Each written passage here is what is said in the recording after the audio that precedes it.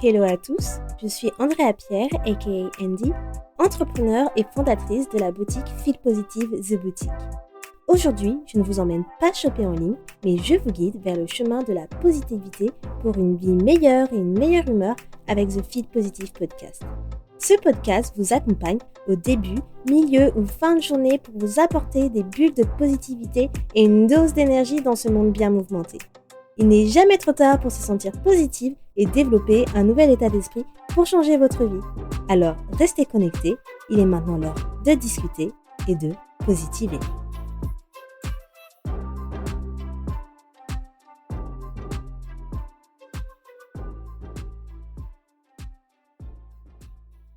Hello les amours, on se retrouve pour ce nouvel épisode de Feel Positive, épisode 79. J'espère que vous avez passé de super bonnes vacances. Aujourd'hui, on va parler d'un sujet que tout le monde adore, de l'amour. Donc lorsque vous allez écouter cet épisode, on sera en début septembre, donc bonne rentrée à toutes et à tous. Et je me suis dit que voilà, je voulais aborder donc le sujet de l'amour, mais plus précisément des 5 langages de l'amour. Donc en fait, j'avais toujours envie de faire cet épisode-là dans mon podcast, mais récemment, j'en avais parlé avec mon chéri et je me suis dit: «Ah ouais, j'ai envie de le faire tout de suite, en fait, cet épisode». Donc aujourd'hui, on va parler donc des 5 langages de l'amour. Donc ces 5 langages de l'amour, ils ont été introduits par, Gary Chapman, qui est en fait un conseiller conjugal et qui a aidé des milliers de couples à mieux se comprendre et aussi à renforcer leur relation amoureuse. Donc dans cet épisode, nous allons découvrir ensemble quels sont du coup les différents langages de l'amour et comment ces langages-là peuvent transformer du coup nos relations, celles qui sont amoureuses, amicales, mais aussi familiales, parce que les langages de l'amour, ce n'est pas simplement relation amoureuse. Donc là, effectivement, ça va peut-être résonner pour certains d'entre vous plus du côté sentimental, mais en soi, vous pouvez les adapter pour toute relation donc, dans votre vie. Donc dans un premier temps, qu'est-ce que les langages de l'amour? Donc en fait, les langages de l'amour, on les identifie au nombre de 5. Donc ce sont différentes manières dont nous exprimons et recevons notre amour. Et Gary Chapman, celui qui a découvert les langages de l'amour, a découvert que en fait, chaque personne a un ou plusieurs langages de l'amour qui dominent. OK? Donc connaître votre langage de l'amour, ainsi que celui de votre partenaire ou de vos proches, ça peut considérablement améliorer vos relations. Et comme je disais, on peut tous avoir un ou plusieurs langages de l'amour et on les a à différents degrés aussi. Donc vous allez voir tout à l'heure, je vais vous donner des exemples aussi précis et moi j'aime bien les classer.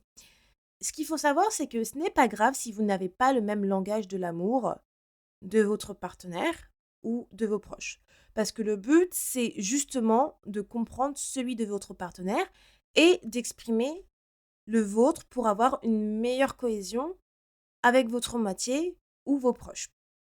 Donc les 5 langages de l'amour sont, on a les paroles valorisantes, on a les moments de qualité, les cadeaux, les services rendus et le toucher physique. Du coup, je vais vous les détailler un à un. Et je vais vous donner aussi des exemples précis pour que vous puissiez comprendre qu'est-ce que c'est en fait. Donc, du coup, le premier langage, c'est les paroles valorisantes. Donc, pour les personnes qui parlent ce langage, les compliments, les encouragements, les mots doux, les petits mots d'appréciation et tout, en fait, ça va être ce qui est le plus important. Ces mots, ça peut être vraiment des choses comme «Oh, je t'aime», «Je suis fière de toi», «Tu es belle aujourd'hui», «Tu es magnifique», tous ces petits mots, en fait, ça va être des mots qui vont avoir un pouvoir énorme pour ces personnes qui valorisent ce langage. Et en fait, les silences, les critiques, pour ces personnes, au contraire, ça va les blesser profondément parce que vu que c'est leur premier langage d'amour, eh ben, ils vont prendre cela pour «Ah, en fait, cette personne ne m'aime pas» ou «Elle ne me valorise pas assez». Donc pour ces personnes qui ont ce langage de l'amour, les paroles valorisantes, les mots comptent autant que les actes. Donc par exemple, si vous êtes dans un couple, on va dire que les paroles valorisantes, c'est votre langage de l'amour, mais pas forcément celui de votre partenaire. OK? Donc ça veut dire que vous, ce qui compte pour vous, c'est vraiment comme votre partenaire vous dise souvent que, bah, vous êtes jolie, que vous qu'il compte pour vous, qu'il vous aime. C'est tout ces petites choses. Alors que lui, peut-être si ce n'est pas son langage de l'amour et que vous n'avez pas exprimé votre langage de l'amour, il va pas forcément savoir que c'est ce qui vous fait du bien. Donc, il n'exprime peut-être pas assez qu'il vous aime ou qu'il vous trouve jolie aujourd'hui. Toutes ces petites choses-là. Et vous, vous allez penser à tort que, ah bah, il vous apprécie pas, en fait. Alors que pas du tout. C'est simplement que vous n'avez pas le même langage de l'amour et que vous avez peut-être pas exprimé votre langage d'amour et du coup, il ne le sait pas. C'est pourquoi c'est super important d'exprimer votre langage à votre partenaire ou à vos proches pour savoir ce que vous aimez et mieux et vous sentir mieux en fait. Mais je vais vous donner des conseils à la fin là-dessus. Les paroles valorisantes pour ma part, par exemple, c'est, mon quatrième langage d'amour.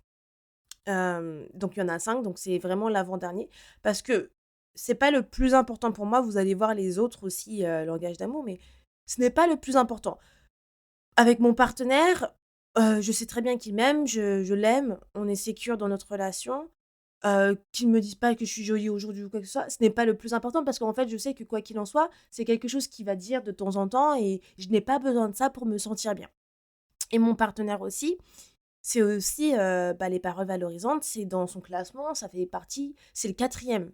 Donc en fait, avec mon chéri, on a quand même, des langages de l'amour qui se ressemblent, en termes de classement et c'est ce qui fait qu'en fait, on communique, super bien et qu'on se comprend très bien dans notre relation. OK, maintenant le deuxième langage de l'amour, c'est les moments de qualité. Donc pour ceux qui ont ce langage, ça va être très important, pardon, de passer du temps ensemble sans avoir des distractions. C'est vraiment le quality time. Cela signifie en fait accorder, hem, une attention vraiment spéciale, mais entière à votre partenaire. Que ça soit en faisant une activité tous les 2, que ça soit même au niveau conversationnel, hein, avoir une conversation profonde où vous allez vraiment, dans le passé, vous parler de choses, hem, importantes. Ça peut être vraiment être l'un pour l'autre, en fait. Partager ces moments ensemble, des moments partagés où vous pouvez créer bah, même des souvenirs ou simplement avoir ce quality time ensemble. Donc ce sont des moments précieux pour ces personnes qui ont ce, langage d'amour. Et ça, pour ces personnes, c'est plus précieux même qu'à je dirais d'avoir, bah, les paroles valorisantes ou avoir des cadeaux, bah, tout autre langage d'amour. Hem, du coup, pour ceux qui ont ce langage d'amour, les moments de qualité, vous aimez profiter du moment présent avec votre moitié. Donc par exemple, si votre partenaire, son langage d'amour, c'est les moments de qualité et que vous, ce n'est pas votre langage d'amour. Si à un moment, votre partenaire, il vous dit, il exprime son désir de passer du temps avec vous et qu'il en a marre que vous passez plus de temps sur votre téléphone, par exemple, ou sur votre ordinateur, vous, ce que vous pouvez faire, c'est justement prendre un moment pour, lorsque vous êtes avec votre partenaire, mettre votre téléphone de côté, enlever les notifications pour passer du quality time avec cette personne. Mais être vraiment là, parce que vous pouvez très bien garder, par exemple, la télé tous les 2. Hem, mais vous êtes pas vraiment vous êtes ensemble physiquement parlant, mais vous n'êtes pas ensemble réellement, partager ce moment de regarder un film ensemble, si vous êtes sur votre téléphone ou si vous êtes distraite. Le but du quality time, c'est vraiment d'être ensemble 100%, présents l'un et l'autre, pardon. Moi, les moments de qualité, en termes de langage d'amour, c'est mon troisième, alors que mon chéri, par exemple, c'est son deuxième. Et et donc du coup, comment on gère cela? Au final, c'est le top 3, je dirais, qui sont les plus importants. Au final, comment on gère cela? Bah, c'est très simple, en fait. C'est que moi, par exemple, mon chéri sait très bien que je suis très ambitieuse et que je suis très concentrée sur mon côté business et cetera. Donc Je sais que si il m'exprime son désir de passer du temps avec moi, mais vraiment du temps avec moi sans que je fasse quelque chose pour mon business ou autre, je sais que je vais m'avancer sur mon business. Bah, je le suis toujours avancée de toute façon. Mais voilà quoi. Par exemple, là, je suis en mode batching d'épisodes de podcast. Et ben, c'est je sais qu'en faisant ça, ça me permet de passer du quality time avec mon chéri le week-end prochain et du temps à 100 parce que j'aurais déjà travaillé sur les aspects de mon business que j'ai besoin et ça me permet de respecter ce langage de l'amour de mon chéri, par exemple. Ensuite, le troisième langage de l'amour, ce sont les cadeaux.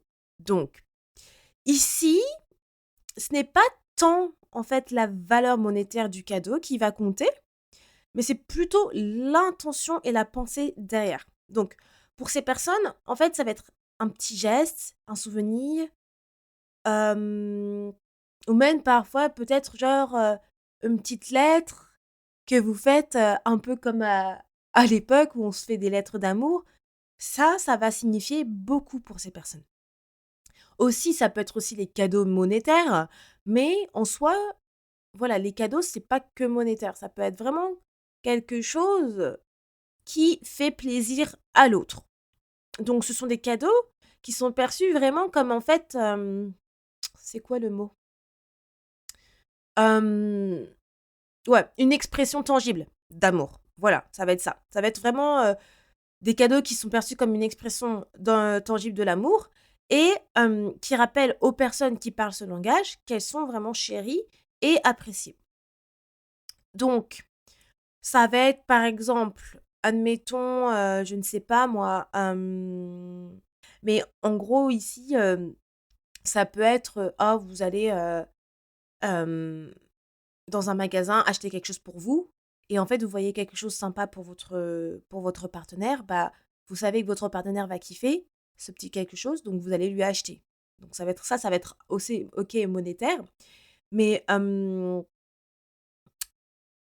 monétaire, ça peut être, par exemple, disons, je ne sais pas, vous partez en vacances et avant de partir en vacances, vous avez laissé un petit mot super cute sur le lit ou sur le frigidaire pour votre chéri. Donc c'est comme un petit cadeau. Donc moi, par exemple, les cadeaux, ils se trouvent, en termes de langage d'amour, en cinquième position et mon chéri, c'est pareil. Parce que en fait, moi, pour les cadeaux, je pense là, de ce côté, plus le côté monétaire, même si c'est pas forcément le cas. Mais avec mon chéri, qu'on pense à ce langage de l'amour, on se dit: «Bon, bah, c'est plutôt monétaire et c'est pas forcément, la chose qui nous rend le plus heureux». Donc on se fait des cadeaux, OK, mais voilà, c'est pas notre premier langage de l'amour, donc c'est notre cinquième. Ensuite, le quatrième langage de l'amour, c'est les services rendus. Donc en fait, pour ceux qui parlent ce langage, ça va être les actions qui parlent le plus que les mots. Donc on sait très bien de toute façon que les actions parlent le plus que les mots et ça, en fait, ça peut être de tout simplement, bah, par exemple, préparer à manger, préparer le dîner ou le lunch, hem, de faire, une tâche ménagère, hem, de prendre soin de quelque chose qui peut, en fait, alléger la charge mentale de l'autre. Ça peut être, aller au supermarché, de tu de bah, d'aller faire les courses alors que c'était vous qui devez le faire. Donc en fait, les services rendus vont montrer de manière concrète qu'on se soucie de l'autre et qu'on est prêt du coup à faire un effort pour l'autre. Et ça, clairement, c'est mon premier langage de l'amour et mon chéri aussi. On a ce langage de l'amour en premier. Pour moi, ça compte tellement que une personne enfin, ces petits gestes du quotidien, les actes, ça parle beaucoup plus pour moi que les mots et c'est souvent ce que les gens recherchent dans une relation. On préfère que la personne, fasse les actions qu'elle a les paroles, en fait. Donc du coup, que surtout si votre partenaire fait la chose sans que vous le demandez, c'est encore mieux et c'est pour ça que c'est pour moi un de mes langages de l'amour, c'est que, bah, je vous ai expliqué dans mon l'avant-dernier épisode là de mon bilan FIP positif que par exemple, j'avais eu une période très difficile et que Du coup, mon chéri, il avait été, d'une grande aide, par exemple, en faisant les tâches ménagères, alors que moi, j'étais dans une période difficile et ça, franchement, pour moi, c'était un truc de fou parce que c'est mon premier langage de l'amour et les petits services rendus, ça me parle beaucoup. C'est que, oui, ça montre qu'il tient à moi, il fait et en plus, vu que lui aussi, c'est son langage de l'amour, donc voilà, on se comprend là-dessus, mais ça ça parle plus pour moi que des mots, que les paroles valorisantes parce que voilà, il agit, il voit que je suis mal, bah, il va prendre la charge de tout faire pour me justement soulager ma charge mentale. Donc ça, voilà, c'est les services rendus, c'est voilà, les petits gestes qui vous font plaisir, qui montrent que, l'autre peut faire un effort pour vous. Le cinquième langage, ça va être le physical touch, donc le toucher physique en français. Et du coup, le toucher physique, c'est pour les personnes qui en fait, le contact physique, c'est la manière du coup la plus importante de recevoir et d'exprimer leur amour. Ça peut être un câlin, ça peut être, une caresse, des papouilles. En amitié, ça va être, ça va être aussi, les câlins. En amitié, on se fait des câlins, une accolade entre potes. Voilà, en fait, c'est le toucher qui procure du coup ce sentiment de proximité et de sécurité pour la personne. Moi, ce langage de l'amour, il se trouve en deuxième position, alors que mon chéri, lui, il se trouve en troisième. Parce que moi, je suis quelqu'un de très tactile. Clairement, le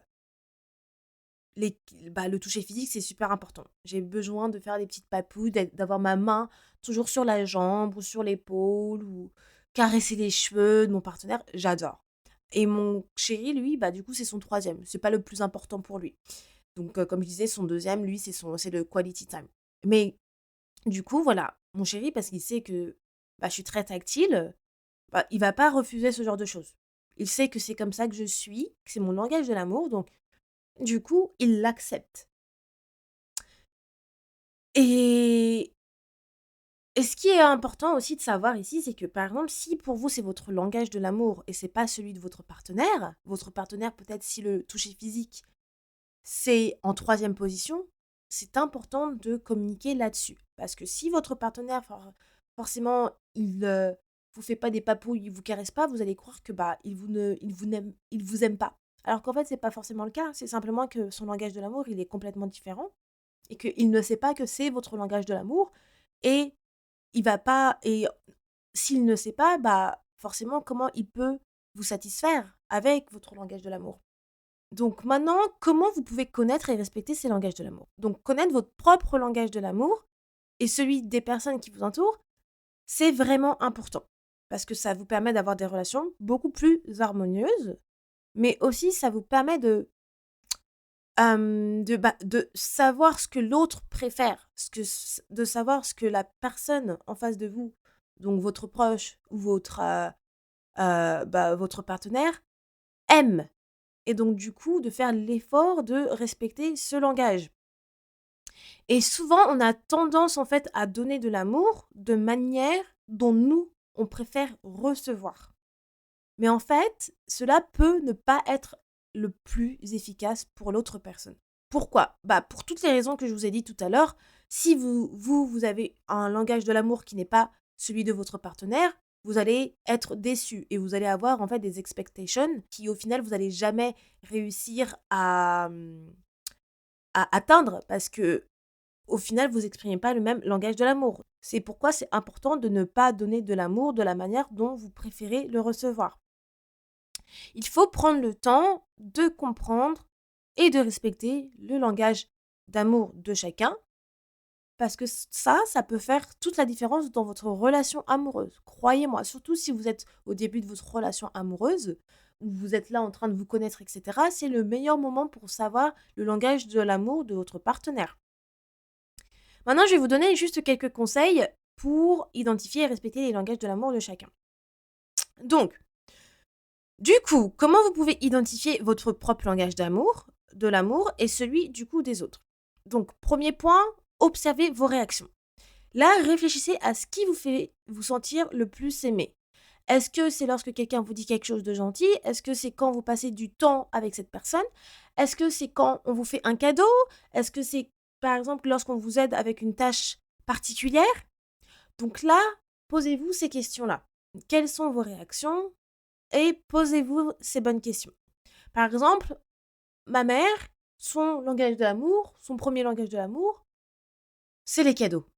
Ma mère, elle adore les cadeaux. En fait, c'est quelqu'un de tellement généreuse, elle donne beaucoup et du coup, hem, recevoir en retour sous forme de cadeaux aussi, c'est quelque chose qu'elle adore. Donc elle adore les cadeaux, peu importe le cadeau, hein. Il lui suffit même quelque chose de super simple, elle va kiffer, tout simplement.